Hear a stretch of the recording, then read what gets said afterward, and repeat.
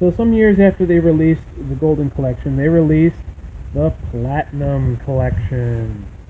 These are the Blu-ray release of the Looney Tunes classics.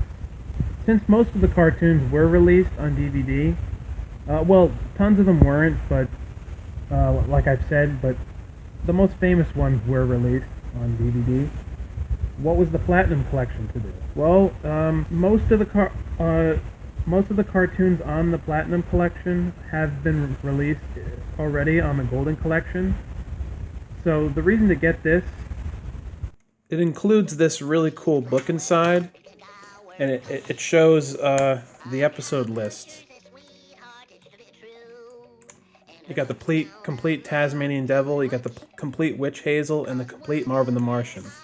Now, Marvin the Martian and Taz became big Looney Tunes stars during the 90s, but back in the day, they both only had like 5 cartoons to their name. They were both from the 1950s, and by the time they stopped producing the original shorts, after the original theatrical cartoons, they put Taz and Marvin in a bunch of other stuff later on. They wound up doing more with them after their golden age. Now, most of the cartoons with Taz have him pairing up against Bugs Bunny as an enemy, but there was only one where he encountered Daffy, and it was called Ducking the Devil, and it was really cool.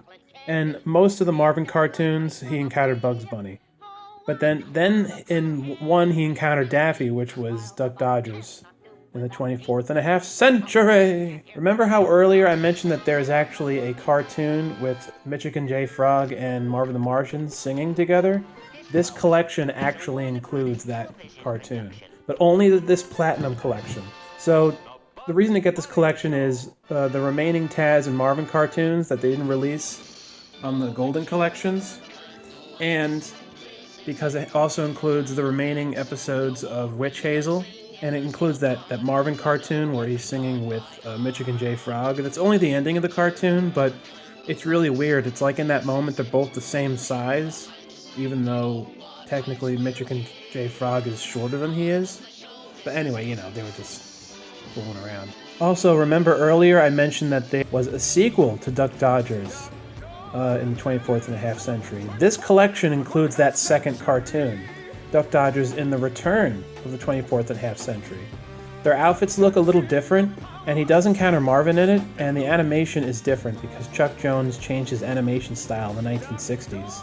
You can see that in his animation version, 60s version of Tom and Jerry. Whereas in the 50s and the late 40s, his animation looked different. And that's another thing I would like to mention is that there was a lot of fathers to the Looney Tunes. Don't just think it's all Chuck Jones. That's something that needs to be said, for sure.